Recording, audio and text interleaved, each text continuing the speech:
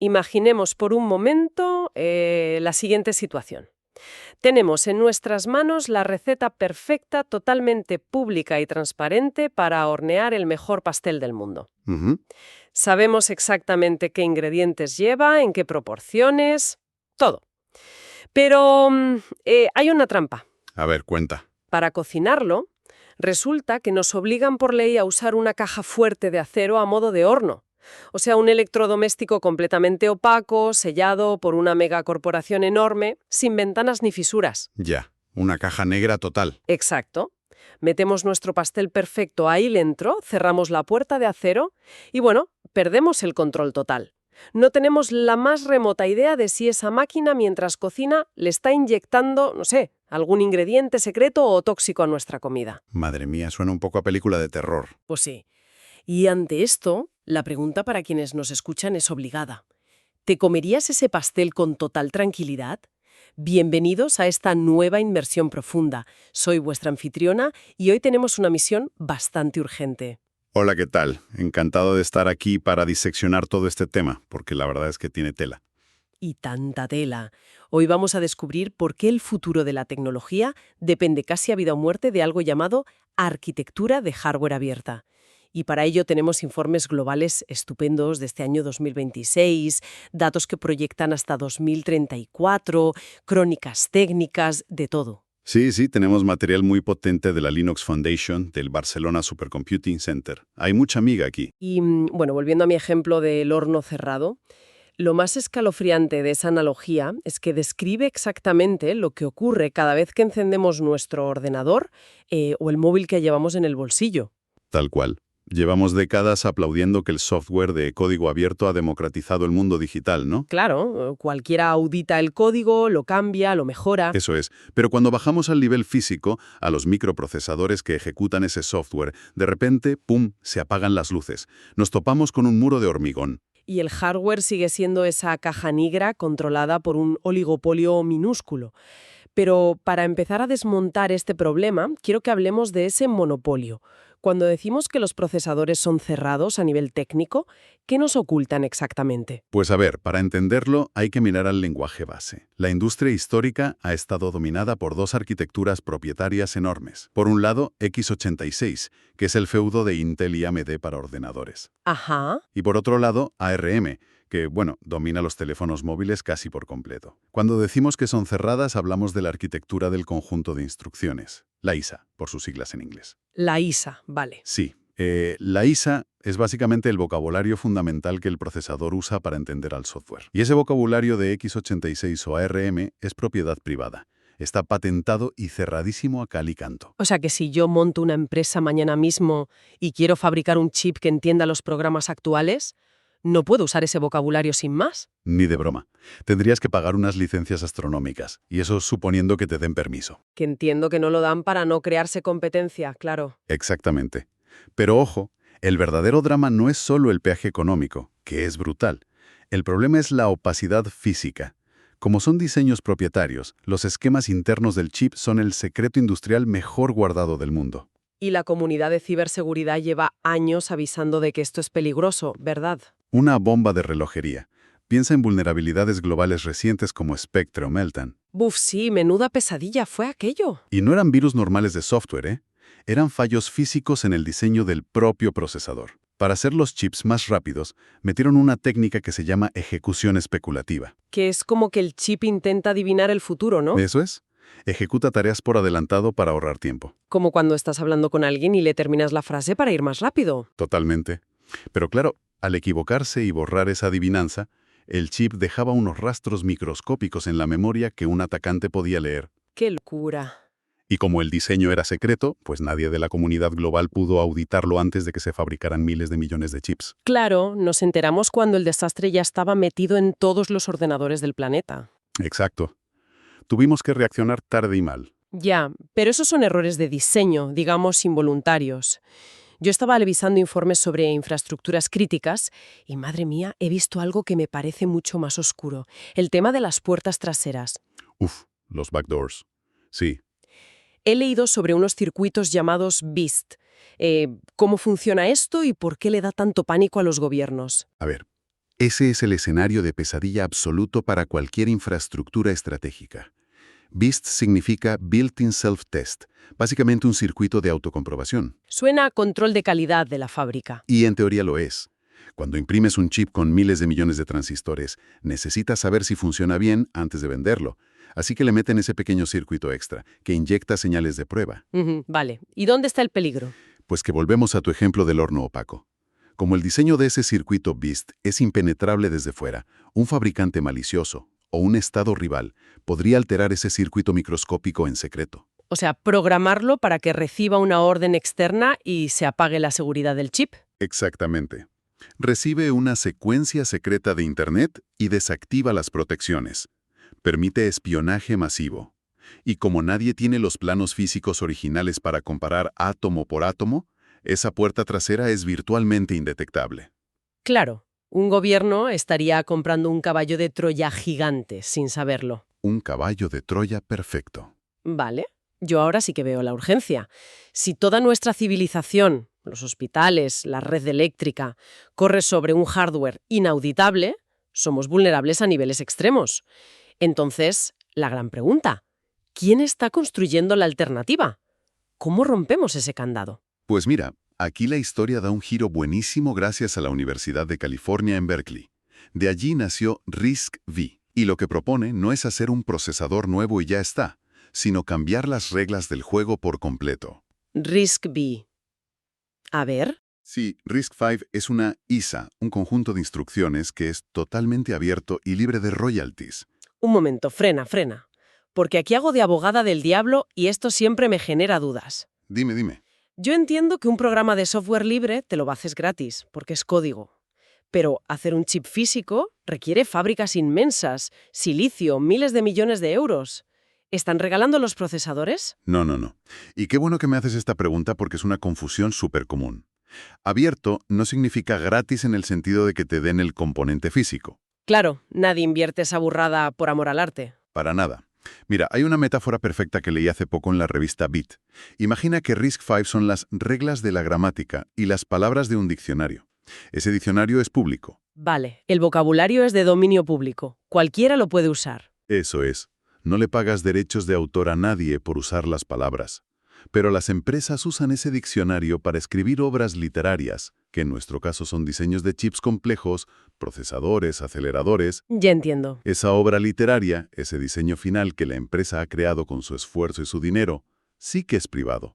Lo fabrican y lo venden para ganar dinero, claro. O sea que la revolución no es regalar el chip de plástico y silicio. ¿No? La revolución es que te regalan el idioma para que cualquiera, desde un chaval en su garaje hasta una multinacional, pueda sentarse a diseñar su chip sin pedir permiso a Intel o a ARM. Y sin pagar peajes multimillonarios antes de empezar. Lo has clavado. Es libertad para innovar. Y fíjate si funciona, que los datos son brutales. Cuenta. Ya en 2020, solo en el sector del automóvil, había unos 4 millones de núcleos RISC-V funcionando. ¡Wow! Y las proyecciones iniciales apuntaban a casi 3.000 millones de núcleos en uso para el año pasado, en 2025. Esto ya no es un proyecto universitario raro, es el motor de la industria. Soberanía tecnológica. Porque nos dimos cuenta, hace nada, de que depender de tecnología extranjera era casi un suicidio. La crisis de los microchips fue un toque de atención tremendo.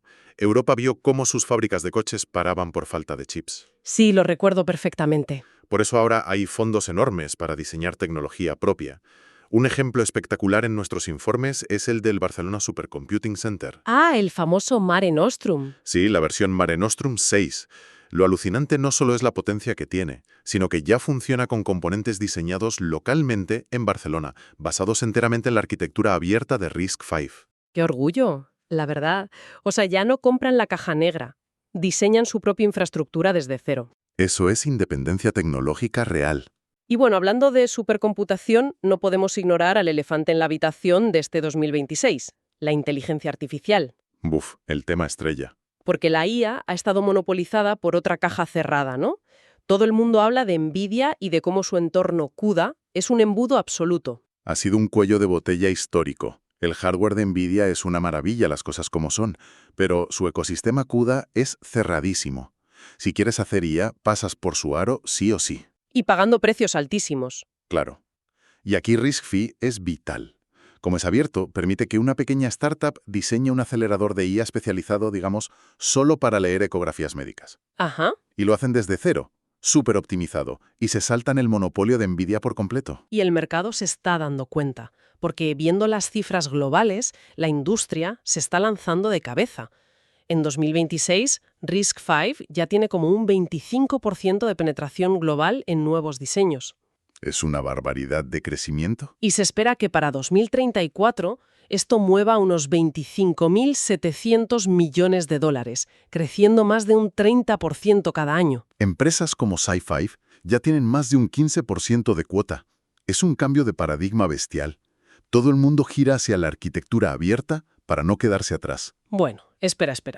Vuelvo a mi papel de abogada del diablo, porque aquí veo una trampa geopolítica muy gorda. A ver, Vale, el lenguaje es abierto, yo monto una empresa en Madrid y diseño mi chip maravilloso de IA sin pagar licencias. Todo genial. sí. Pero al final del día, mi diseño es solo un archivo en mi ordenador. Para tener el chip físico en la mano, sigo dependiendo de las mega fábricas de Asia como TSMC en Taiwán para que lo impriman en 2 nanómetros. Ya veo por dónde vas. Entonces, no estamos simplemente cambiando de collar, pero atados al mismo perro de la fabricación asiática. ¿De qué sirve diseñar libre si no tenemos las fábricas? Es una crítica buenísima y va directa a la médula de la geopolítica. Tienes razón en que las fundiciones de vanguardia, esas fábricas de 20.000 millones, están en Asia. RISC-V democratiza el diseño, no la fabricación en sí. Claro, es que sin fábrica no hay chip. Sí, pero el diseño es la llave maestra. Piénsalo así. Si tú usas un diseño cerrado de ARM, legalmente, por contrato, solo puedes mandar a fabricar ese chip a las pocas fundiciones que tienen acuerdos con ARM. Ah, vale, estás atrapada desde el minuto 1. El diseño es 100% tuyo gracias a RISC-V. El abanico se abre. Puedes buscar fabricantes alternativos. O mejor aún, puedes presionar a tu gobierno para que construya fábricas locales, porque ahora tienes propiedad intelectual propia que justifica esa inversión gigantesca. Entiendo. Sin controlar el diseño, tener soberanía en la fabricación es directamente imposible. Es el primer paso indispensable. Vale, me convences con la visión macroeconómica, pero vamos a bajar al barro. Dejemos los miles de millones y hablemos de los programadores reales en este año, 2026, porque leyendo crónicas de ingenieros, el panorama no es precisamente un camino de rosas. Para nada. Hay que ser realistas. Leíamos un informe de un desarrollador, Marcin Guskiewicz, que intenta portar Fedora Linux a RISC-V. Sí. Y su diagnóstico es un jarro de agua fría total. Compilar software en hardware RISC-V asequible hoy en día es una auténtica tortura. Es muy lento. ¿Pero cuánto de lento? Porque vi comparativas usando una placa que se llama Star5 Vision 5.2, que es como el estándar para empezar, Sí, esa misma. y decían que frente a una Raspberry Pi 4, que encima usa tecnología ARM más antigua, el RISC-V tardaba el doble o el triple en procesar el mismo código. Así es. Para una empresa, que un programa tarde el triple en compilar es perder muchísimo dinero en horas de trabajo. ¿Por qué pasa esto si se supone que es tan revolucionario? Pues a ver, hay dos grandes culpables, y los dos son dolores de crecimiento de la tecnología. El primero son los compiladores. Los traductores, digamos. Exacto. El compilador, como GCC o LLVM, traduce el código que escribe el humano a los ceros y unos que lee la máquina. Ajá. Claro, estos traductores llevan 30 años optimizándose para entender x86 y ARM a la perfección, pero con el vocabulario de RISC-V todavía son novatos, son inmaduros. Vale, generan traducciones torpes y la máquina da más pasos para hacer lo mismo. Eso es. Y el segundo culpable tiene tela, porque es la otra cara de la moneda de la gran ventaja de RISC-V. Me refiero a la fragmentación brutal. Esto no lo acabo de ver. Si es un estándar abierto, ¿no deberían todos los chips hablar el mismo idioma? Es que la gracia de RISC-V es que te permite coger el vocabulario base y añadirle tus propias palabras inventadas. Ah, vale. Tú puedes inventar una instrucción física solo para encriptar contraseñas. Otra empresa inventa otra para procesar vídeo. Para un chip especializado es maravilloso, pero para un sistema operativo universal como Fedora es una pesadilla absoluta. Claro. Se encuentran con 1.000.000 de dialectos distintos. Exacto. Si el software usa una palabra que ese chip concreto no tiene, el programa hace crack y se cierra. Por eso los programadores tienen que escribir código genérico súper básico y menos optimizado para asegurar que no falle en ningún sitio. Pues aquí hay una contradicción tremenda. Vamos a ver. Yo me pongo en la piel de una directora tecnológica de una startup. Venga. Si a mis programadores les cuesta el triple de esfuerzo sacar el producto, las herramientas son inmaduras y cada procesador habla su propio dialecto, porque iba a jugarme el dinero en esta arquitectura. Pago a ARM y me quito de problemas, ¿no? Esa es la crisis de confianza real que hubo. A corto plazo, compensaba pagar a ARM. Pero a largo plazo, la industria sabe que los problemas de software se arreglan con dinero y horas de programación, mientras que las cadenas geopolíticas y los costes ocultos del hardware propietario son para siempre, no se pueden quitar. Y por eso han tenido que intervenir los gigantes, ¿verdad? El proyecto RISE. Eso es. RISE, alojado en la Linux Foundation Europe. Es una coalición que no tiene precedentes. Tienes a Google, Intel, Nvidia, MediaTek, Qualcomm, Red Hat. Los vengadores de Silicon Valley, vamos. Empresas que normalmente se arrancan los ojos en el mercado libre, sentadas a la misma mesa. Tal cual.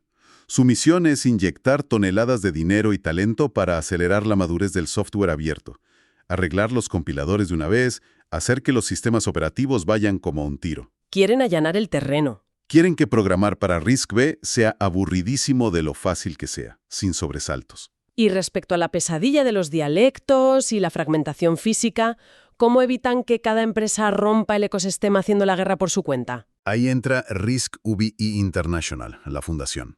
Han creado un sistema de perfiles y plataformas. Por ejemplo, hace poco ratificaron el perfil RBA 23. ¿Y qué es un perfil en la práctica? Pues un contrato estricto de estandarización. Le dicen a la industria, puedes añadir las funciones raras que quieras a tu chip, fantástico. Pero si quieres venderlo para centros de datos y que el software comercial funcione, obligatoriamente tienes que incluir esta lista base de instrucciones. Es como poner normas de tráfico. Eso es. O sea, les dicen, tú puedes hacer tu propio coche, ponerle 5 ruedas, un motor raro, pintarlo a lunares, pero si quieres entrar en la autopista pública del software, el coche tiene que medir 2 metros de ancho y tener frenos estándar. Es una analogía brillantísima, sí señor. Es absorber la excentricidad de cada empresa para que todos puedan ir a 120 por la autopista sin estrellarse. Y lo más alucinante es que esta madurez ya está dando frutos en sectores de altísimo riesgo, porque he leído sobre esto aplicado al espacio y me he quedado de piedra. Es que el espacio es la frontera definitiva para el hardware abierto.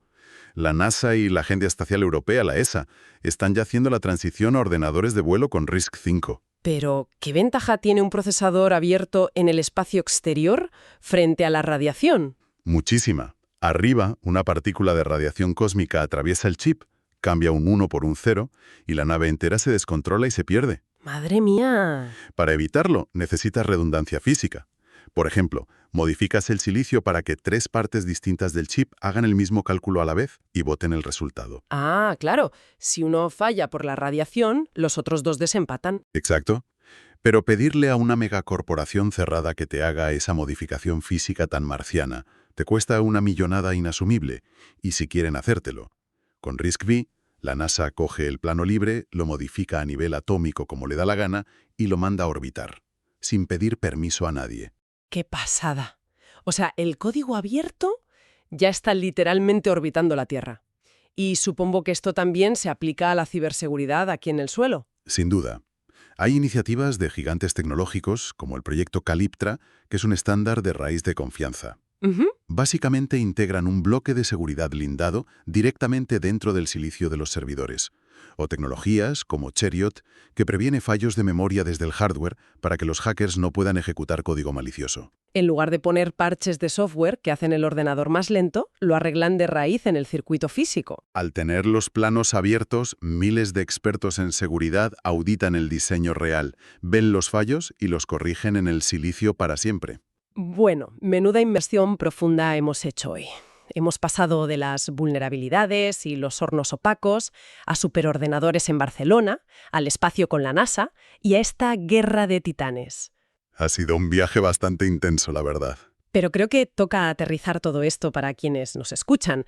Al final del día, ¿por qué debería importarle a la gente en su rutina diaria todo este rollo del silicio transparente? Pues de forma muy directa, fíjate, significa que la privacidad absoluta de sus datos personales, el precio que les va a costar el próximo dispositivo inteligente o coche autónomo y, sobre todo, la ética de la inteligencia artificial que vamos a usar a diario. Todo eso depende de que la infraestructura sea transparente. Claro, si seguimos con el monopolio, la innovación va a ser carísima y estará controlada por 4 directivos. Exactamente. Si la arquitectura de RISC-V triunfa, estamos sentando las bases de un mundo digital libre y competitivo. Lo cual nos deja un escenario final que, cuando uno se para a pensar, es casi ciencia ficción, pero inminente. A ver. Si ahora mismo el diseño se democratiza tanto que unas cuantas startups talentosas pueden diseñar cerebros de IA desde el salón de su casa, sin pagar licencias millonarias, ¿cuánto tiempo va a pasar hasta que veamos chips hiperespecializados en cada rincón de nuestras vidas? Muy poco. Estoy convencido. Imaginemos un hospital que encarga el diseño de un microprocesador baratísimo, pero estructurado matemáticamente en torno al ADN de un paciente concreto para monitorizarlo sin un solo fallo. O chips para agricultura, ¿no? Exacto, una pequeña cooperativa diseñando chips que entiendan la humedad y los minerales de su propia parcela. Estamos a las puertas de que crear arquitectura física sea igual de fácil e intuitivo que programar o descargar una app en el móvil. Esa es la promesa radical. Transformar a la sociedad. Dejar de ser meros consumidores pasivos de cajas negras para ser creadores de nuestra propia infraestructura física. Dar en el clavo totalmente. Así que, quienes nos escuchan, la próxima vez que encendáis vuestro ordenador o uséis una IA, dedicad un segundo a pensar en ese hardware físico que trabaja en la sombra. Ya no hay excusa para resignarse al horno opaco de las grandes empresas. Ha llegado el momento de arrancar la puerta de ese horno, mirar dentro, entender cómo funciona y cocinar nosotros mismos la tecnología del futuro. Muchísimas gracias por acompañarnos a desgranar este análisis a fondo. Gracias a ti, ha sido un verdadero placer. Hasta la próxima inmersión.